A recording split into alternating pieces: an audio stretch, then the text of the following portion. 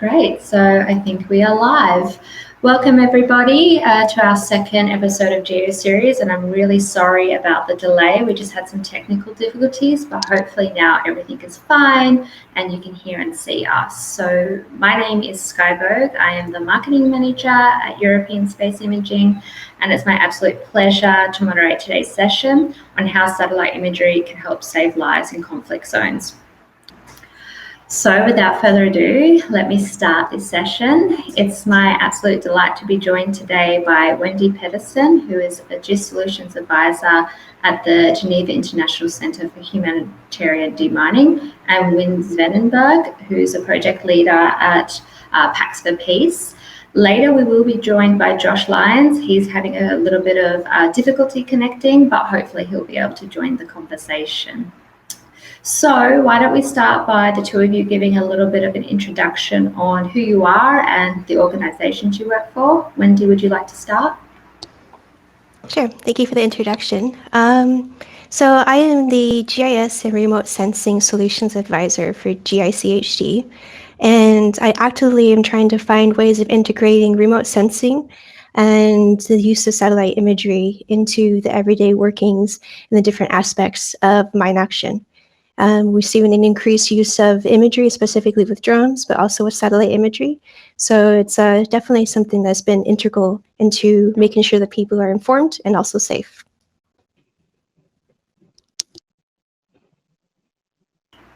Wim? Yeah, so hi everyone and good afternoon, and thanks for joining us today. My name is Wim Svenenberg. I work as a project officer at PAX, a Dutch peace organization, where we work in over 15 different conflict areas on peace building. And I'm specifically working on the impacts of armed conflict on the environment and people on one hand, and the other topic I'm working on is the increased use of military drones. And regarding the first topic on the use of or the environmental damage, the use of satellite imagery was sort of very instrumental in identifying and monitoring impacts of armed conflict on the environment and health of people. And I think the recent, last 6-7 years of the evolution of accessibility to satellite imagery made our work really more effective, because having access to the data and monitoring and mapping like acute pollution risk or long-term damage to urban areas, to agriculture areas, monitoring wildfires that can risk people, etc., has been very helpful in sort of for advocacy to work on protection of civilians in relation to armed conflict. And on the other hand, monitoring drone developments, in particular, of course, military drones, and the use and particular the onset of military bases where drones are deployed from, satellite imagery can be helpful to understand where this is sort of a trend and how it's being used. So this is sort of the basics. So you're answering my questions before I even asked them, Wim.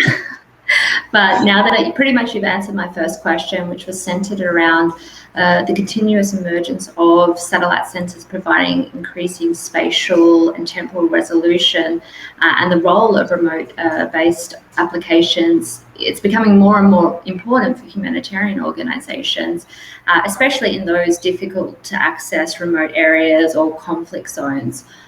So you've already addressed how satellite imagery is helping to save lives. Wendy, would you like to comment on it as well? Yeah, so I'll kind of expand on how we're seeing this happen in mine action itself. So throughout the process, there's various steps taken to assess the extent of unexploded ordnance left over from war. So what is the level of contamination? And previously, it was a lot of kind of a boots on the ground approach. You do what you can in terms of desk assessment, gathering information that might help you give you some situational awareness. You get maybe some landmine maps or maybe some generalized maps that may indicate where munitions were dropped and things like that. And then you would go down on the ground and in person interview people. It's a very time-consuming process, and it also puts people at risk who have to walk these areas and actually manually walk the perimeter of a potential contaminated area. So with the use of satellite imagery, which we're seeing actually has very much so increased in the last couple of years, we're seeing a lot of good works being done in trying to provide that, I guess you could say, intelligence framework for those survey. We call it non-technical surveys. Those non-technical survey operators, when they go out and do that work, the idea is making them better informed, more informed, be able to have that targeted approach down there. And then when they are down there, to have a kind of an idea where those safety zones could be, so that way they themselves can keep themselves safe. So reduce the amount of time people are on the field, reducing their risk of getting injured, and also better informing their approach. Now, it's also seen in other aspects as well, during clearance operations, monitoring how clearance operations are going. For the large practice is to manually by hand in the field, sketch on a map your progress. But with the advent of using imagery analysis, they're actually able to, in real time, actually see what the progress is looking at, but also identify potential areas where if they may need to extend that border of that contaminated area that they've previously delineated. So again, making sure that people are continually safe. But in terms of post-clearance, once the land is released back to the community, they use it also for what we say in the impact assessment. What is the impact of mine clearance to the community? And in some ways, it's kind of saying, is the community using the land that was cleared? And if not, trying to understand why. It's one thing to go on the ground, and then if you ask them, they'll say, oh, yeah, we're using it. But with imagery over time, you can actually see if an agricultural field isn't being used, or if a road isn't actively being used still, then you can have a targeted question to them and say, is there a reason why you don't feel comfortable using that field? Or is there a reason why your community still doesn't feel comfortable using that road?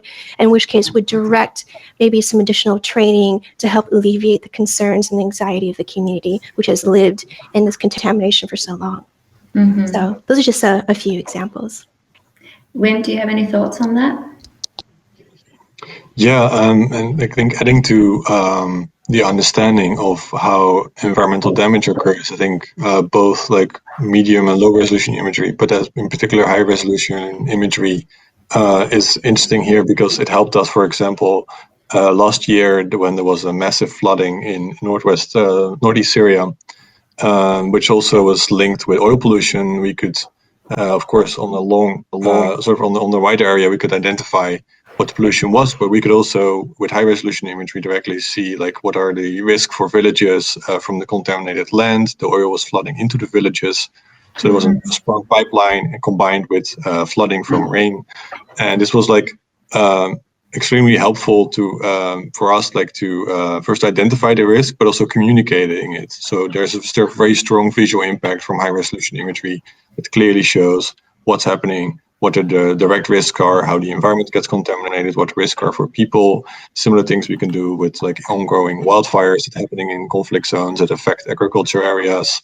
And if you can, in our communication, because we mainly use it also for sort of research-based advocacy, and in particular, getting access to proper information and data from conflict zones is often difficult for security reasons, but with proper imagery, we can more clearly document what's happening, communicate that, and help building pressure on accountability for armed forces on what they're doing in conflict zones.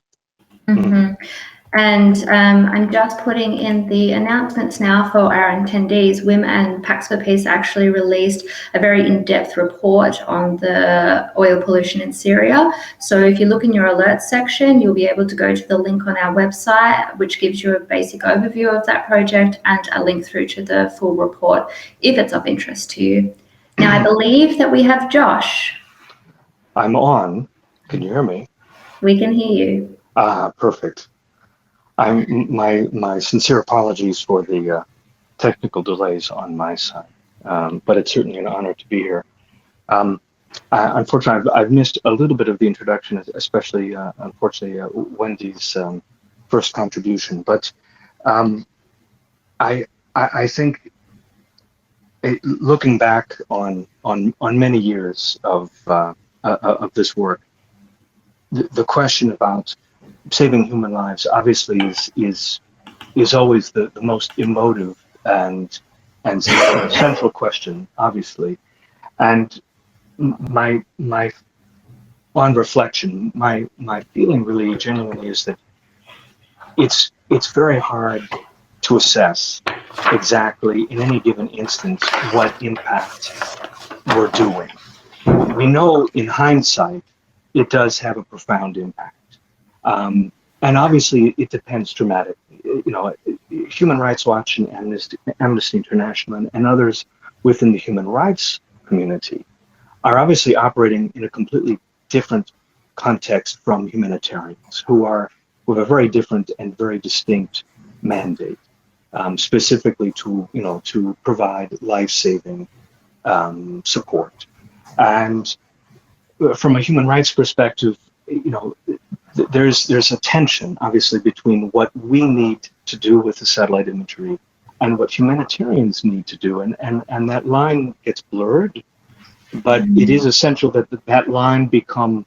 I think we're always challenging instances when that line is blurred, precisely because I think there's a very clear, distinct moral imperative and ethical and professional imperative to use the very high resolution satellite imagery for life-saving and critical emergency response, for mine clearance, in different ways. And I know there are multiple instances throughout my career and the careers of others that I'm aware of where, imagery that we've procured through USI, has had a profound overall impact on social justice, on legal accountability. But then we get, I think, in our space, rather than the more relevant and pertinent question is not, are we saving lives, but rather, are we, for example, are we deterring conflict? This was something that George Clooney and the Satellite Sentinel project during Darfur and the build-up to the South Sudanese referendum. This was a big question. Can satellite technology prevent war crimes? And it's a wonderful idea. And I think if it were true, it would be fantastic. But in practice, I don't think it actually has that role.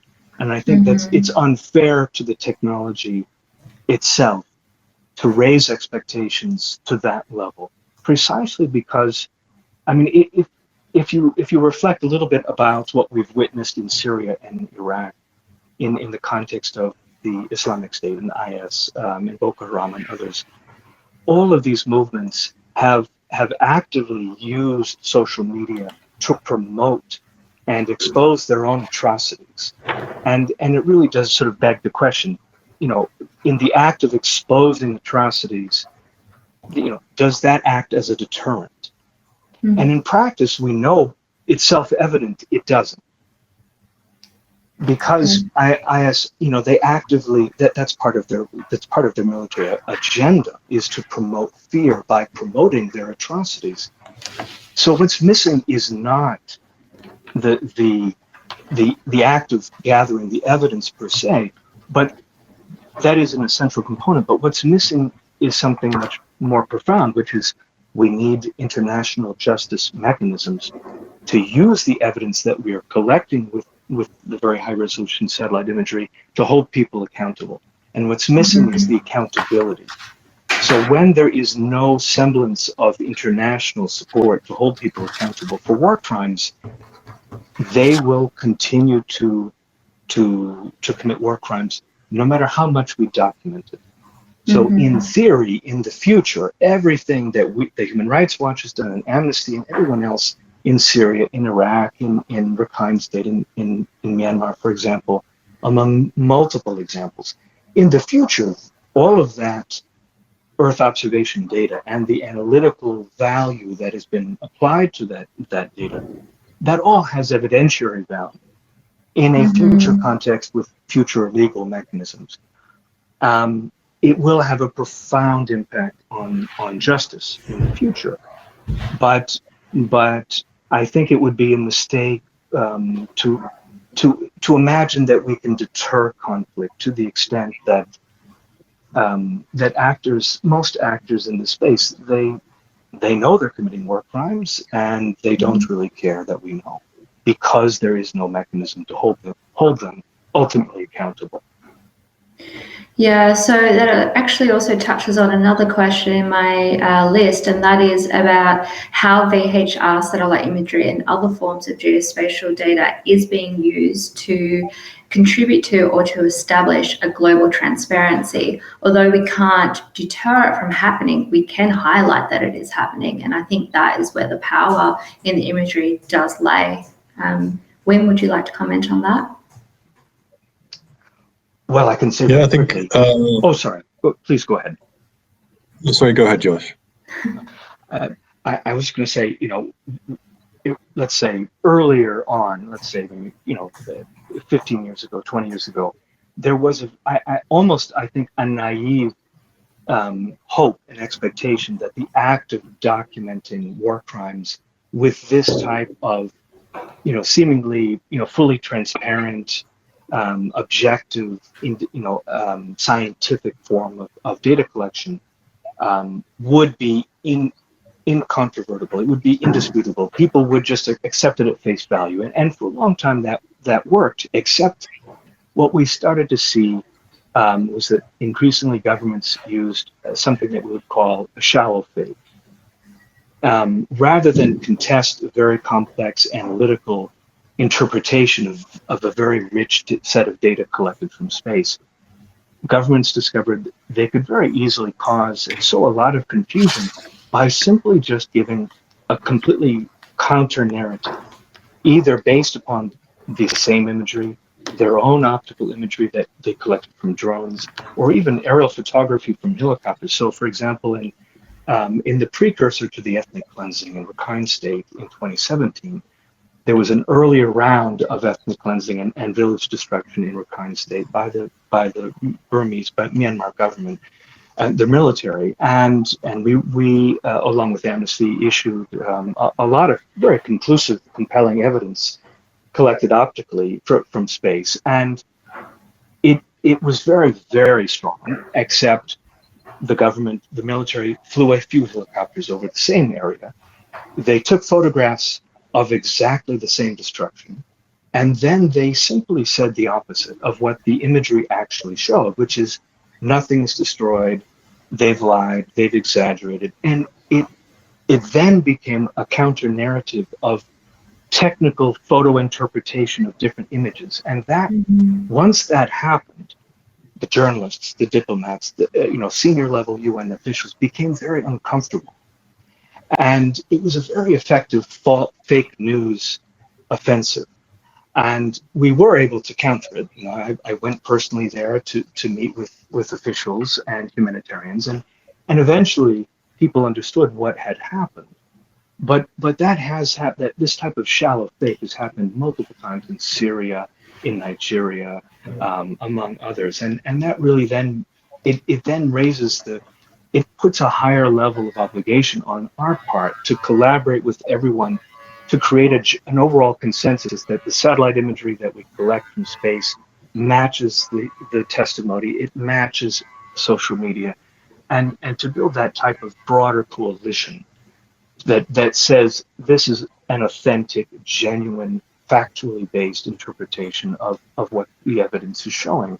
And it empowers then ordinary people to see through the lies, the propaganda. Mm-hmm. Wim or Wendy, any comments? Yeah, I think in particular with the work, because one of the other work I'm doing is also supporting the work of Bellingcat, an open source research collective. And I think in that regard, we've also used high resolution imagery to document and to demonstrate the involvement of people involved in war crimes, for example, in Libya, where high resolution imagery could help geolocate the crime scene where people were executed by the Libyan warlord Warfala back in I think 2018 or 17. And I think this, in particular for open source investigators, this is very helpful to link those kind of incidents or those kind of crimes and use high resolution satellite imagery as evidence or proof. And it's actually been acquitted in the International Criminal Court, in particular the Libya case. With regards to with the shooting down of the MH17 in Ukraine, there as well, high-resolution imagery was very helpful in tracking down the road the Buk missile took back to Russia, where of course it was all Google Earth and Maxa imagery, but it was made available online, and we could make use of that with additional support as well of other additional imagery, high-resolution imagery to identify the launch site, etc. So I think for open source investigators, it gave them a new tool, and also for organizations, for peace organizations like ourselves, to add to the toolbox to understand what's happening in armed conflicts, where we now have access to this kind of data and can add to sort of the to transparency over what military conduct or what states are doing in war zones, and to monitor that, to use that information. And we use, for example, a lot of the information in our communication with states and for discussions either in, for example, the UN Security Council, where we provide briefings on impact of destruction of agricultural areas or pollution, oil pollution from bombed factories or damage to water infrastructure, and having that evidence available is supporting advocacy initiatives to curtail or to mitigate or prevent those kind of attacks taking place. And building like visual evidence is very helpful in demonstrating and building that. Wendy, any final comments? Yeah, I think one aspect of transparency worth talking about is, at least in the operational sides in humanitarian sector. Again, speaking to Mine Action, we work with a lot of national authorities and trying to, help them build their capacity so they can have better approaches, but also just seeing how they work with operators who are working with them to achieve that clearance. There is a lot of questions around and issues around prioritization. So what leads a clearance operation over Site A versus Site B, first and second? And one of the big issues has been transparency, what determines for a clearance operation to happen. But also in terms of when the clearance that's being done, the clearance being reported, is that accurate? So again, transparency, I think, is all throughout the different aspects.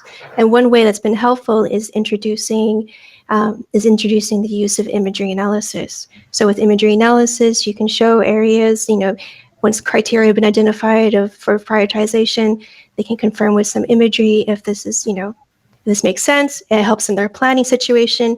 It becomes a more collaborative effort in the sector. And so it's bringing actors together to communicate more. And in addition, in using the imagery to help monitor and keep track of clearance operations, it provides for not only better accuracy, but also, again, that transparency aspect. Is what's being reported actually what's been cleared? And of course, post-clearance, when land has been returned, again, that whole transparency aspect has the land been allocated to communities as was previously agreed upon, and so on and so forth. So I say there's different levels of transparency or different avenues of transparency, but I think it's just as important to think about in terms of the operational sense and our activities on the ground, how we use imagery to help facilitate transparency through facilitating communication. And I think it's important to remember that on the other side of the equation, there are the people that are being affected by this. So the number of refugees and internally displaced persons around the world is just getting more and more. It's rapidly increasing. And as we've said, this is often due to conflict situations or man-made or natural disasters and other sort of crises. So how is Earth observation data being used to combat this issue? And what innovations do you think are needed to better address this issue? Anybody can start. I have one small example.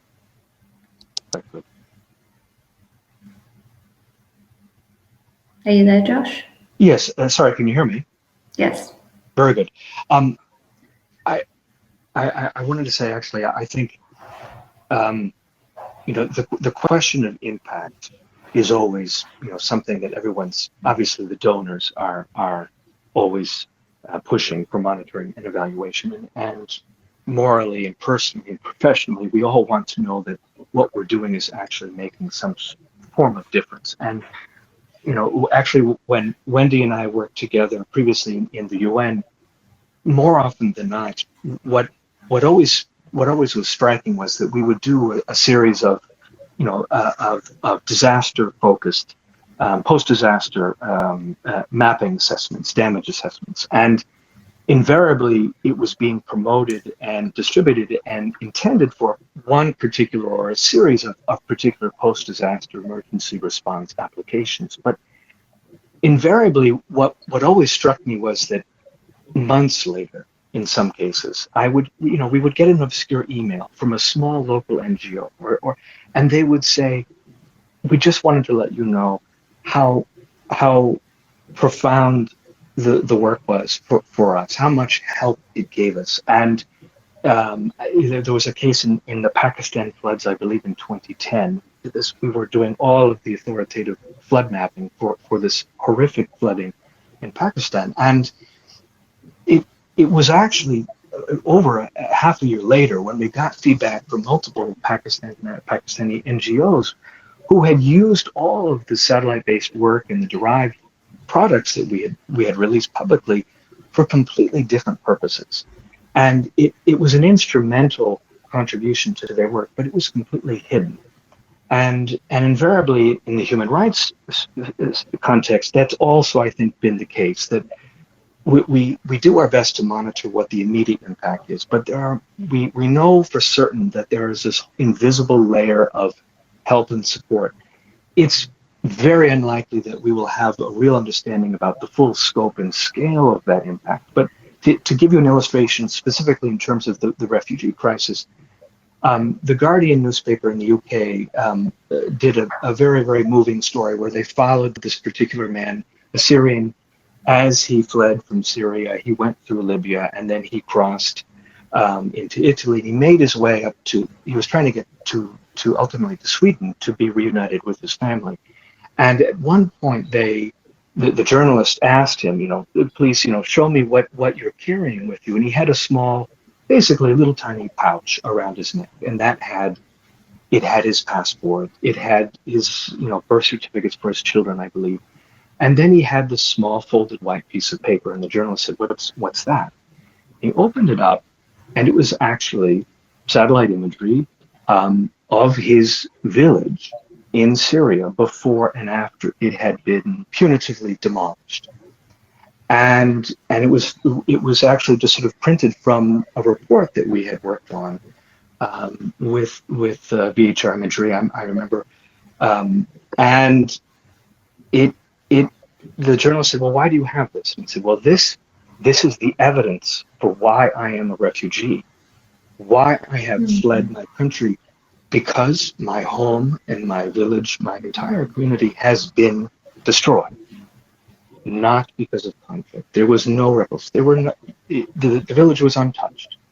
It was punitively demolished for purposes that we elaborated in the report. But that single piece of paper with the satellite imagery before and after, and the description of where it was and what had happened, that was the evidence that he ultimately submitted to the Swedish immigration officials as evidence in his asylum application, and that was something that I only heard, accidentally, at least a year or two after, and it was such a profound realization, that the imagery does work, it does help, it really does make a profound difference, but it's something that we may know about it, we may not know about it, but it was profoundly comforting and reassuring to think it actually does make a difference.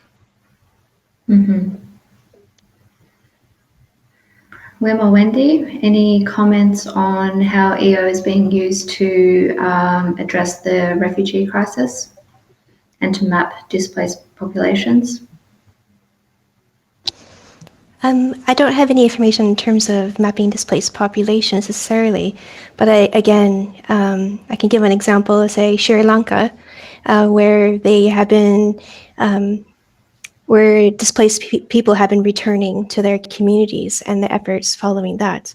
And I know what kind of has been helping a little bit, there has been, I don't know if it's been satellite image based, but I know at least it's either drone or satellite image based. They have helped use a bit of imagery to kind of, again, monitor if the returns are being effective, if the communities are settling appropriately and really well, but also to make sure and monitor that these returning communities aren't accidentally going into areas that have not yet been cleared and may not have been marked clearly to them, or they may not have been given notice. I remember when I was out in the field, there was a case of an old temple that this community once used, and of course through the conflict it had been overgrown, but the community that returned still remembered exactly where it was. It had been clearly marked that it had not been cleared. There's no clearance yet. It was still contaminated, but the community itself, even though knowing that risk, was going to this temple to worship, and they were willing to take that risk. So it was from just seeing the signs, monitoring it, like, seeing the land, I guess you could say the land use change, and identifying evidence of human activity. They were able to be like, okay, we're seeing a path growing here. And then they were able to ask the community, are you guys going here? And confirm that they were. So they actually adjusted their clearance operation plans to this previously huge area. They shifted over to make a safe path to the temple, and also clear the whole area in the temple, and then provide additional mine risk education to the community. Say, we've cleared it for you. However, again, here's the contamination in the area. Don't step beyond these barriers. Here's how to recognize the signs we put in place. So again, there's a lot of variety of ways that these can help the refugee community, not just in identifying where they've been displaced and where they're going, but also when they eventually are able to return, making sure they can return safely. Mm-hmm. Wim? And if I can add to that, for example, there's now humanitarian organizations such as REACH who are using also high-resolution imagery to map internally displaced camps in northwest Syria, and also linking that with, for example, risk to those camps from natural disasters, so increased rainfall and flooding and wind, and understanding sort of the natural environment and the conditions and the placement of the camps can be very helpful in setting up like better protection mechanisms to ensure those camps are not getting affected, but also sort of to again, that's more on the practical level, and on a more a policy level, it's helpful to show the magnitude of those massive IDP camps in northwest Syria and how many people are sort of driven away from their homes and villages and are now staying in those camps in that area. And again, that's where imagery, either drones or high-resolution imagery, is helpful in conveying that message. So I think that's where also there's an additional value from both the practical and an advocacy side in using it. Mm-hmm. So we have a question from the audience, and it sort of ties in beautifully with another question that I want to ask you. So I will ask you both at the same time. The question from the audience is from Nara McRae, and it is, aside from cost and temporal resolution, are there any advantages of using open source imagery like Sentinel or Landsat rather than high-res imagery in a conflict context? Which leads into the question that I have about what can be a commercially viable option for NGOs with limited budgets to access high-resolution imagery for their assessment and monitoring work. And I guess, from the side of somebody who works for a commercial imagery provider, I know that the imagery can complement each other beautifully, and that it's not a case of using one over the other, but rather using them together. So I'd like to hear your thoughts on that. Well, maybe as an avid user of mostly Sentinel imagery, I think the added value is it's very, so for example, there's the website. So Sentinel-2 is like our satellites from the European Space Agency, and all the imagery is made available freely online to various platforms. One of those platforms is Sentinel Hub, and they made a very sort of intuitive guide where the frequency of the imagery is quite high if there's not a lot of cloud cover. So like every 2 or 3 days they have new images online. So I think that's an added value. The preset band, so you can look at sort of change in vegetation. You could use look at water bodies. It's already sort of preset. You can select from. There are like whole data sets where they use it, like burned area indexes, which are readily made available. So it's even for like the non-highly trained specialist, because I'm also an amateur myself, I don't have a GIS background. It makes it able to use the data sets, to look at changes, to look at developments in a certain area. And it's sort of where high resolution imagery can then later be complementary in, suppose you found something and you want to have a more information on a more granular level, that's where like more like 50 centimeter or 30 centimeter resolution can be helpful in sort of showing those kind of impacts. But I think the open source imagery there, apart from the cost, because it's free, I think that would be for me the most like the frequency and the ready-made availability is the best added value of those kind of data sets. Mm-hmm. Wendy? So I can jump in, at least in terms of mine action. Yeah, using, I would say, I mean, we use the Sentinel data as well as Landsat where applicable, and in some cases, yes, the Google Earth imagery. Basically, we use whatever is accessible and whatever we can get our hands on. And in cases where we can get high resolution imagery, that is typically used again to kind of try to better identify areas of contamination, look for evidence points, and also to do that monitoring that I spoke of.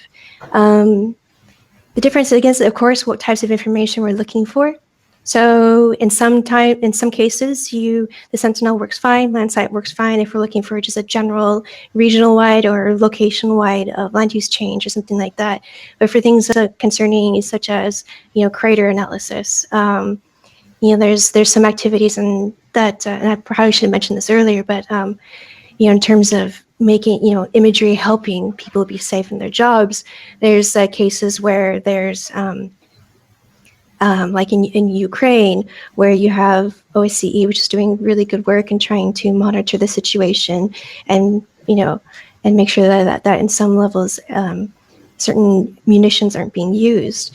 And if a strike happens, they were there was one point when they would actually manually send teams out, and the people would have to step into the craters and do analysis to try to determine what types of ammunition was used and what direction it came from, which is incredibly dangerous, and has resulted in loss of life or just a simple high risk. But in moving to high resolution imagery, people don't have to actually physically step into those craters anymore. They can do that analysis with an image itself, especially in cases where in situations you don't have access to UAVs and you're not able to utilize one. So in that case, it's really important to have access to that high resolution imagery. Absolutely. So again, I would say it really depends on the type of information you're looking for, but it's never one or the other. It's always all these different resources in concert. Mm-hmm. And I would assume that analysis is done through an AI program. Wendy?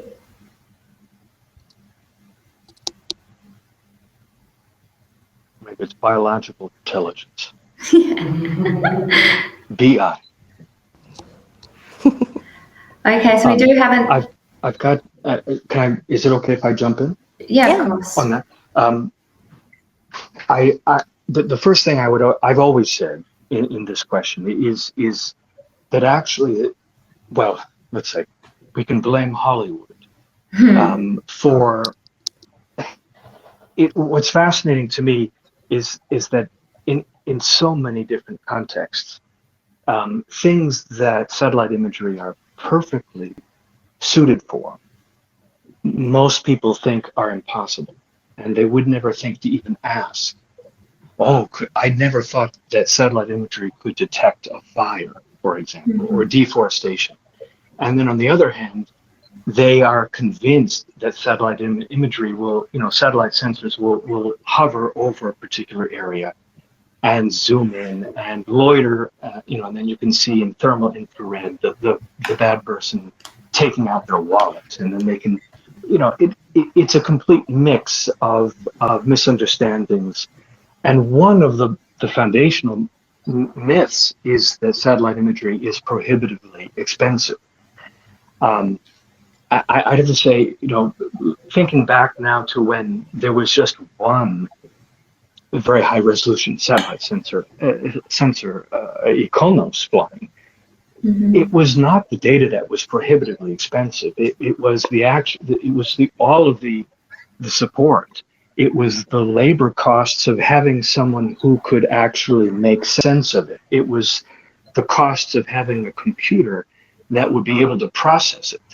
And it was the cost of an internet connection that could actually download the data. And that applied equally for Landsat as well as for Iconos. So it is generally, I've always thought it was a myth that very high resolution imagery was prohibitively expensive. It's generally a refrain that acts as an impediment to institutions and even small organizations adopting and using it. It isn't the imagery costs per se. It is in many cases the expertise and the infrastructure, the hardware, the most IT departments, I mean, Human Rights Watch included, are not designed for the management and utilization of very large files. They're there really to serve email. And once you start asking an IT department, no matter what it is, including the UN, the whole system, the setup is really not designed for it. The money isn't really the issue, and in many cases, the licensing capabilities, either through the International Charter on Space and Major Disasters or through some other mechanism, imagery is available. The question is, are there people ready to use it and confident to use it and have computers and software capable of making use of it? So it's a broader issue. From the human rights perspective, I would say, in most cases, for our purposes, the temporal resolution, the date of when something happened, is more or less the primary variable that we are trying to address with Earth observation data. For humanitarians, it's usually the converse. They want to know, exactly how many buildings have been destroyed, so they can then project the displacement. They can then estimate the amount of money for repairs, for reconstruction. They want to count exactly the exact precise number of refugee tents. But for human rights applications, that doesn't really matter. The legality of human rights law, international human rights law, or international humanitarian law isn't so much exactly how much, but when. And the question of when something happened, why is that relevant? Because that is the existential question that we use to ascribe responsibility for a particular action. When there are conflicts and whether it's an asymmetrical conflict between the Sri Lankan government and the Tamil Tigers, or any number of groups against ISIS, for example, or it's a balanced conflict between two states, the question then becomes who did what when. And if we could have the most detailed drone imagery in the world of a particular location, it doesn't matter how detailed pixels are. What matters is when it was taken, because if we can't if we can't discern when something happened, it's impossible to ascribe responsibility in most cases, because if it's 2 months apart, both sides or multiple parties to the conflict can just blame each other. Well, I wasn't there then, that was someone else. And from a legal standpoint, that really becomes a primary impediment to using the Earth observation data in a legal context for purposes of international justice and accountability. So yes, Landsat and Sentinel and other environmental satellite sensors can all be instrumental depending on the particular circumstance. So it isn't necessarily the case that the smaller the pixel, the better it is, but rather when it's taken.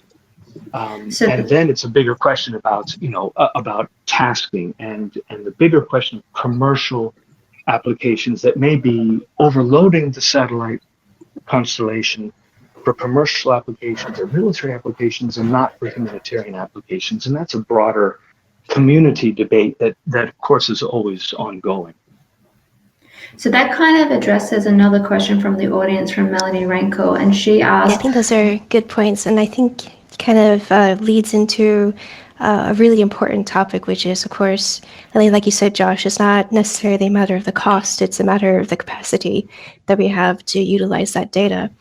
And I would say that's the greatest challenge we have in the humanitarian sector is capacity development. Developing tools and processes and resources in a way that makes it so that the use of this kinds of data is much easier to do and also doesn't require necessarily a remote sensing expert to be able to do or a technical solution where you have to have the most high-powered computer or, a cloud server necessarily, that there's means of access for those who are working out in the field who have limited resources. And I'd say that's something that that I've been working really hard to kind of try to address in Mind Action, trying to find set tools that we can develop and host or provide a means so that others can uptake them as well that will help facilitate the use of imagery, the uptake of imagery, whether it's through machine learning models and AI or having a very ease of use image catalog resource that makes it very easy for them to inject that image into any GIS system that they have for further analysis if they have the capability. If they don't, then they have other tools within the general toolbox that they have to do that analysis and print results and things like that. So yeah, whenever we think about the use of imagery, we always have to really keep in the back of my mind, what is the capacity? And oftentimes what we have to do first is assess what their needs currently are, what information that they're looking for at the moment, and then see where imagery analysis and data could interject in those. And once we have that, then we just say, are they able even to uptake this? And if they're not, what kind of tools and processes can we put in place that will make it so that they are able to? How can we build that capacity so it can be used and used effectively, most importantly? I don't know if Wim, if you would like maybe have some thoughts on that as well. Sorry, I was just solving a link to the report. As one of the users didn't see the link. And so I missed your question, sorry. So I was just saying, like, in the discussion of capacity, to kind of aid the humanitarian sector into utilizing the imagery and data so that you don't have to be a remote sensing expert. But that is the biggest hurdle, at least I would say, or one of the biggest hurdles I would say that we have in using satellite imagery specifically, is having that capacity to not only process it, store it, and analyze it, but to also use that data. Yeah, actually, that's a good point. Like, because I started off here at PAX, like basically they're doing a UNITAR course in 2016 on GIS and humanitarian response, which made me enthusiastic and try out all the available options there. And I was managed to make a case within our organization based on the data, and in the beginning I had to rely on friends and people who were interested in supporting this to develop the products. But after a while, I managed to convince our board that it has an additional value to have that capacity in-house to develop those kind of products. So since last year, we have actually a GIS expert who, when I come across something, I can ask him, or in the beginning it was her, to help out, to make the analysis, to get the products. But now, when we can demonstrate like what added value we have to do the analysis and how the products are helping both the advocacy case or understanding what's happening in a conflict. I can also see now that there's more acceptance and broader interest from within the organizations, from other country teams who are like, hey, can we use it as well? So I think that's where, if you are able to demonstrate the applicability of remote sensing and with high resolution or medium resolution, it helps sort of also getting organizations more on board. And I can also see that with other organizations. For example, Human Rights Watch was, of course, leading, and the George Clooney Initiative, Amnesty International is making a lot of use of it. And we see it also, of course, with the more open source stuff with Bellingcat, that are also more exploring high resolution applicability in their open source investigations, in particular in areas where I've been looking into. So that's sort of building it all up to it becomes sort of part of most work streams now. If it's environmental stuff, it's human rights stuff, it's humanitarian work, and it's just a part of the tool set now. Okay, so we have another question. And that's great. So I'm just gonna, I guess I'll kind of jump the gun here, but I see we have another question that actually I think all of us could really respond to. And it's from Richard Britton, and the question is, what are your experiences and challenges in gathering ground truth to aid imagery analysis in these challenging environments? I can say in terms of mine action, ground truth is really difficult, but it's also very important, especially in terms of contamination that you see in the urban context, since warfare is largely urban these days, as we see Syria, Iraq, and Afghanistan as well.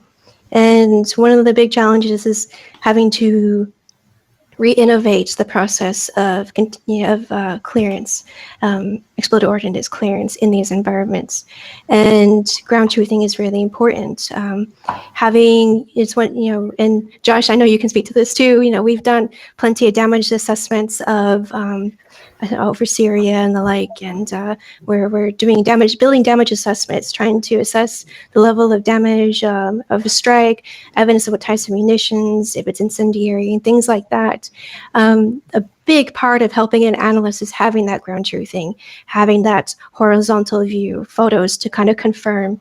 In terms of environmental aspects, when there was the Haiti earthquake in Port-au-Prince, there was, again, a big damage assessment was done, and there was a big effort to provide some ground truthing to kind of help gauge how effective the analysis that was done, how accurate it was. So yeah, it's very important. And again, you can't really have analysis without some level of ground truthing. And as mentioned before, all these different resources and processes have to work in concert with each other. There is no one single solution that will solve all and be the end-all solution. It's basically taking a constellation of potential resources and information resources and skill sets and bring them together in a way that is meaningful. But yes, ground truthing is very important. Again, it's very challenging because you do have to have those boots on the ground.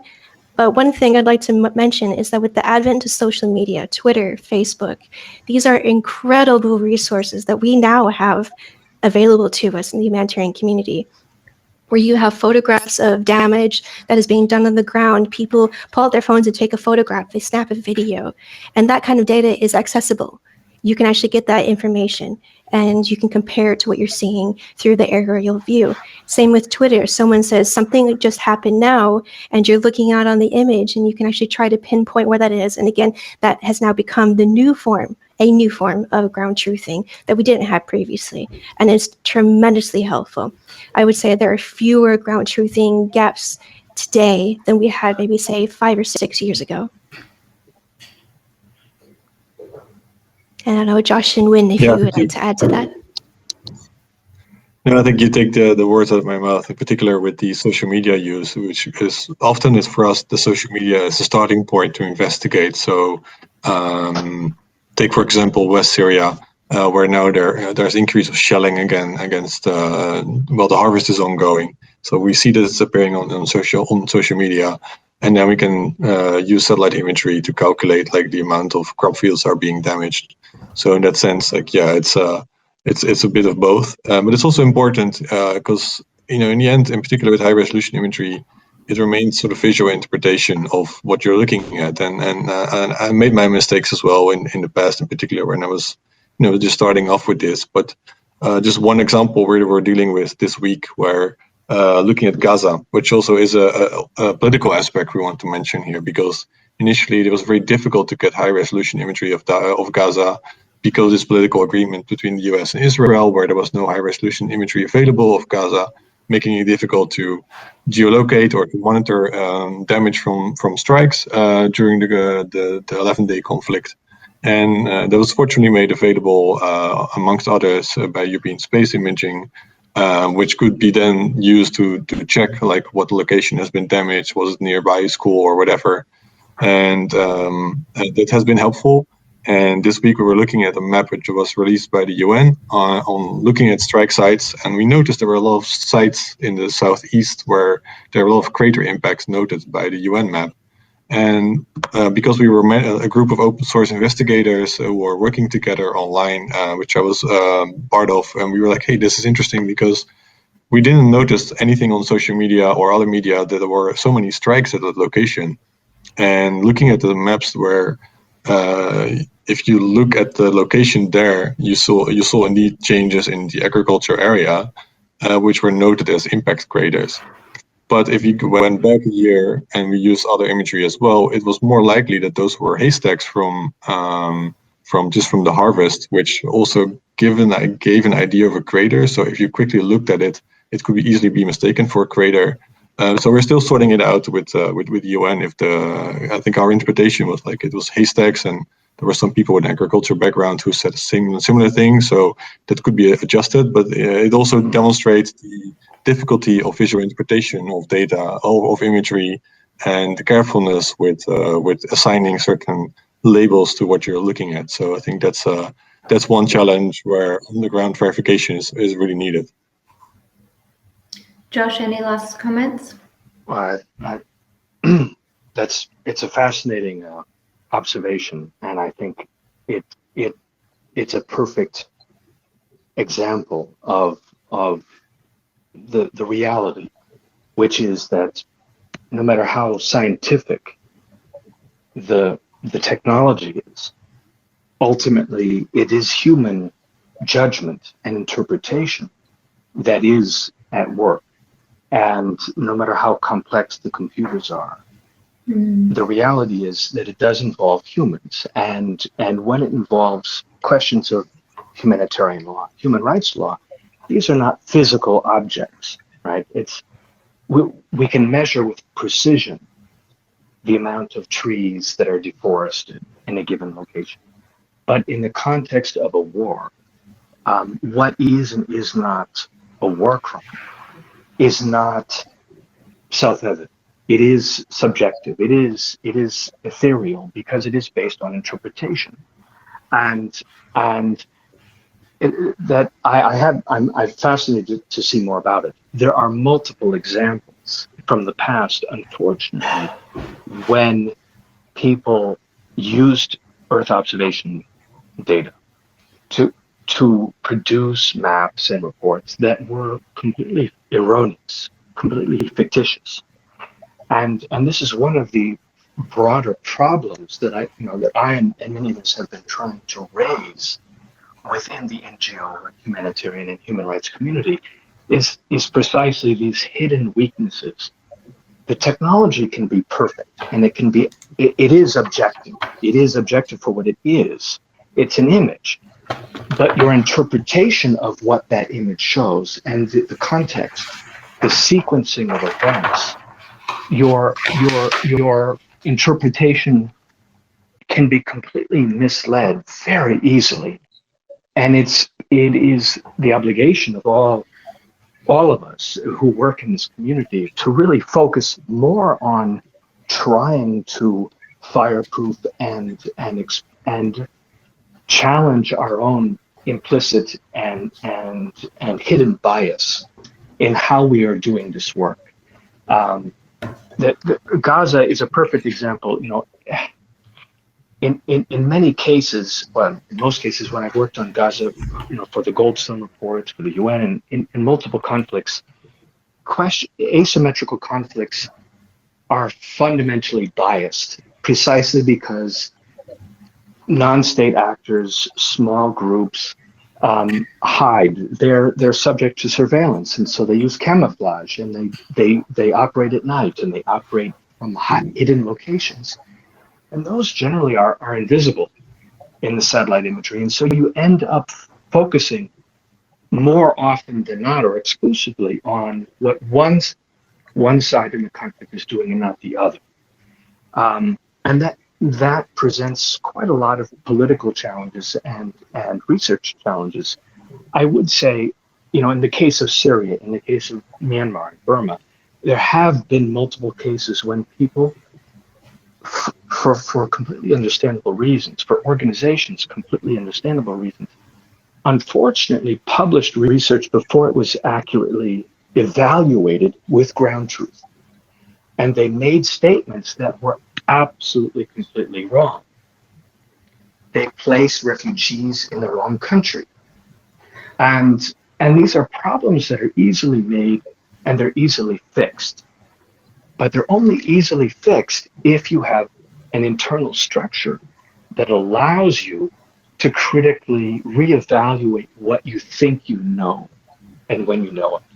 And unless you have that culture within your organization to critically self-evaluate, to critically challenge your own interpretations, if you're being rushed to meet a deadline, if you're being rushed because of a grant application, if you're being rushed to get ahead of the other organization, not only will you be making mistakes, but you will be fundamentally endangering people's lives.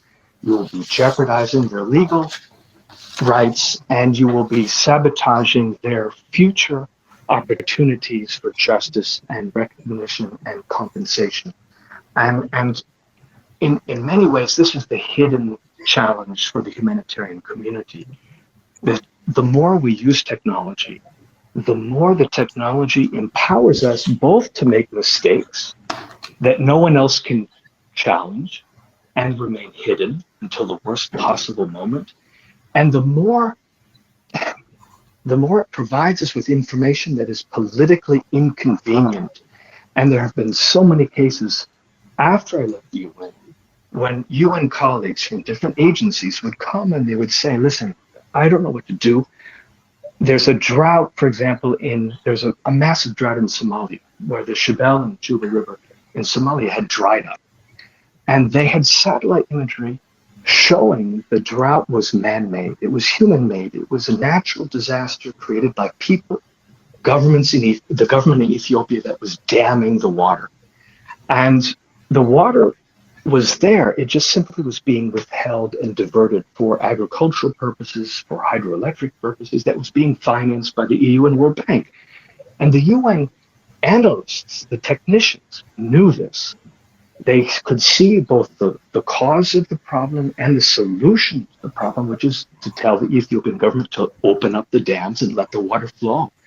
The problem was UN colleagues couldn't say that because in Addis Ababa is one of the major headquarters for many UN agencies, and politically, it was impossible for these technicians, these experts in technology, to make these statements. And so they were desperate for anyone and everyone to basically say it on their behalf. And this really, I think, comes to a larger issue, which is the question of an ethical dilemma, a moral dilemma, a personal and professional dilemma. What do you do when this great new technology that is transformative, it's revolutionary, gives you information that is inconvenient, that is verboten? What do you do with it? And how do you manage that information? And that's not a technological question. It's a political one. It's a social one. It's a personal community question. And that's what we need to focus on.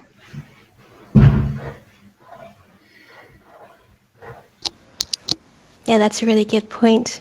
Definitely. I remember our time together at the UN, Josh, there were quite a few occasions where we would see something, unfortunately, but due to the politics, it wouldn't be able to be seen or published. So that is something to consider, especially in terms of image analysis, data analysis in the humanitarian sector and how we navigate that. It's kind of just an ongoing thing we have to push through. But yeah, it's definitely an issue. I see in the questions, Josh, there's one for you concerning, I guess, the process it takes in terms of utilizing large amounts of imagery data and what that looks like. And unfortunately, I have now lost view on, oh no, there's it. So the question is, when talking about timelines of the satellite images, how do you handle the interpretation of the images, which can take a huge amount of time in case of big images? Do you make use of them, or do you make use of networks like the HOT team?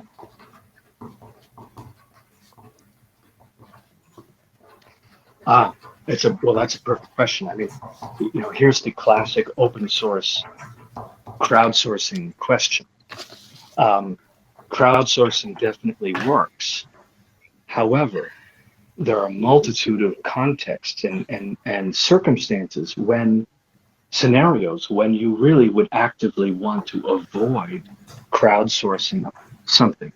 I mean, as we know, crowdsourcing social media videos of ISIS atrocities is itself very effective, but it is, in my mind, almost a criminal endeavor precisely because you are causing manifest harm to people. You don't want to crowdsource abusive videos. You want to protect people from them. They shouldn't be viewed.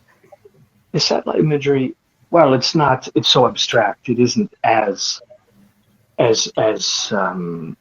corrosive to your personal and your morale. But obviously, the only real way we can make use of this revolution. I mean, you think now. Back in the day when Ikonos went up, it was one satellite sensor. And now I've lost track. I've given up a few years ago. I have no idea how many sub-meter satellite sensors there are. It could be millions for all I know at this point. It's just inconceivable. The volume of data is unimaginable. It is a revolution in Earth observation. And there's no way we can crowdsource all of that data. The only real way forward is with artificial intelligence, with machine learning and deep learning. But then the challenge then really is, how do we train it on things that are focused on humanitarian needs and not military targeting needs? How do humanitarians and human rights organizations legally and ethically share our models with each other without just giving it away to militaries who will use it to enhance their level of destruction or their destructive power? So, these are the profound existential questions that are, the first and foremost, the technological solution is there. It's AI, it's certain, but we need synthetic training data. We need a whole range of support mechanisms to make this a viable humanitarian and human rights application. And that just doesn't exist yet. That's the fundamental problem. Yeah, I think you hit the nail on their head, absolutely. And actually it's a good segue into a little thing that I think we were all going to mention briefly was about technological innovations in data fusion that we're seeing as a result of us trying to find ways of utilize this vast resource in a meaningful way. And you mentioned AI and machine learning models. And I would say within the last maybe year or two, we've seen a huge dramatic innovation push in that respect, trying to find more ways that we can analyze this data faster and easier, since, as you mentioned, Josh, there is so much of it. And going back to the capacity, there isn't always necessarily that experienced image analyst who has that mental catalog of signatures to be able to quickly look at an image and say, I know what this is and this and this is. But then you also mentioned the whole, in terms of the limitations of that, of course, is having that training data, being able to have enough of that other data we need to train the machine learning model to process the data. So it becomes a cyclical thing. But I think we're definitely getting there. Necessity is the mother of all invention. We definitely reach that catalyst where we're in an abundance of data and reduced resource ability to fully utilize it. And solutions are coming out there to make that more accessible, absolutely.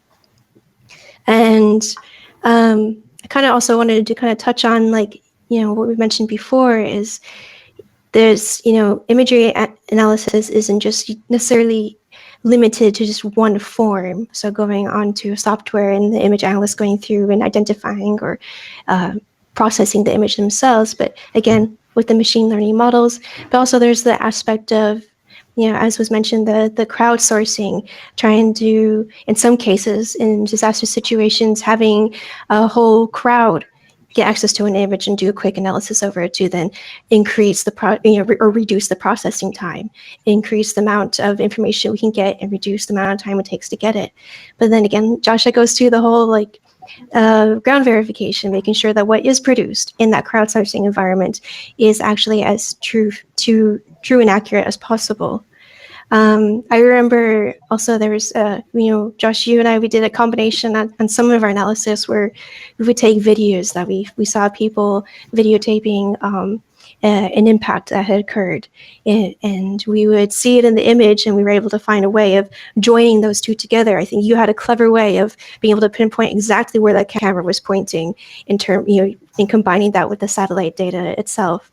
So there's a multitude of ways of using data, and yes, we're in this age where we have an overabundance of data and information, but through that, we're finding new innovative ways to kind of using all these together. And I'm wondering if you, Josh, and you, Wim, would like to kind of comment on maybe some examples of where you've kind of done some innovation like this.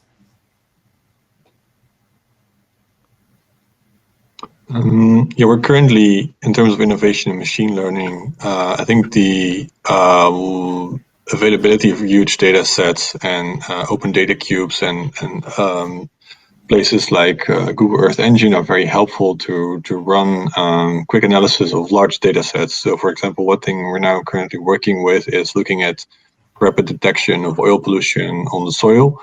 That's mostly with Sentinel and Landsat imagery. But like machine learning can be helpful in, or is toolkit is developed by a colleague of mine, for example, looking in Syria and southern Iraq on rapid oil detection on the surface, on the soil, and then keep learning that based on both high resolution imagery and ground photos to detect what is oil, what isn't oil. So I think those kind of advancements and innovative ways are very helpful with that. I think another major development we are likely going to see is the access to more high-resolution imagery from China, who have launched a couple of satellites, and that's going to be probably, in particular for the commercial sector, it's going to be an interesting time because there will be a lot of competition from Chinese cheaper satellite imagery because often organizations such as ours, we don't have a big budget. We don't have a defense budget. We can't spend millions on satellite imagery. We don't even have the budget of Human Rights Watch when it comes to satellite imagery. So, like, we're very much dependent on gifts or smaller kind of help with that. And having more affordable, high-resolution imagery is also probably going to open up the market for other organizations to include that in their analysis. So that's probably another trend we're seeing on the commercial side.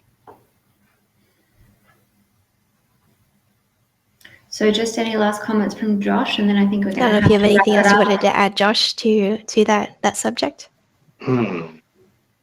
Yeah, it's a big question. There's a lot of potential that we haven't even started to address. Nighttime light satellite data, for example. It is true that the Chinese have a specific satellite sensor that is dedicated to collect nighttime light data, multispectral, submeter, et cetera, et cetera, et cetera.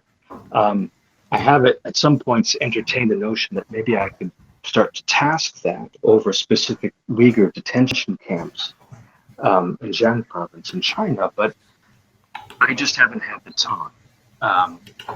The politics of the satellites, unfortunately, remain. And that was really where I think where we're heading is the question is, in some ways, the free market does work for satellite data, for Earth observation data. And in other ways, it still falls very short.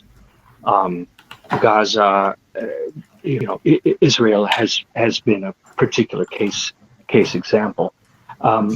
But it's very complex, and there's hidden issues that many people still don't quite understand, and many allegations that keep being leveled against companies that actually I think are quite far from the point.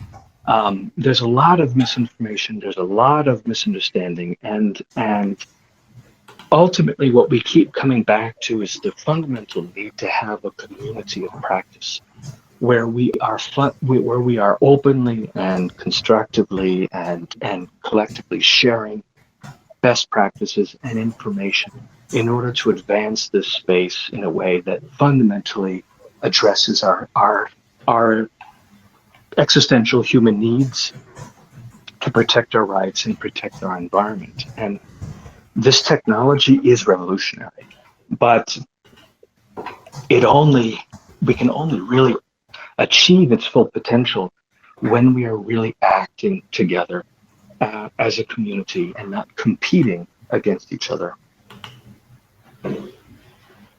Yeah, absolutely. I would say oftentimes in terms of remote sensing, we are our own worst enemies sometimes, especially in terms of the competition aspect. Hopefully it does improve. I can at least say in the mine action sector, it's definitely more collaborative.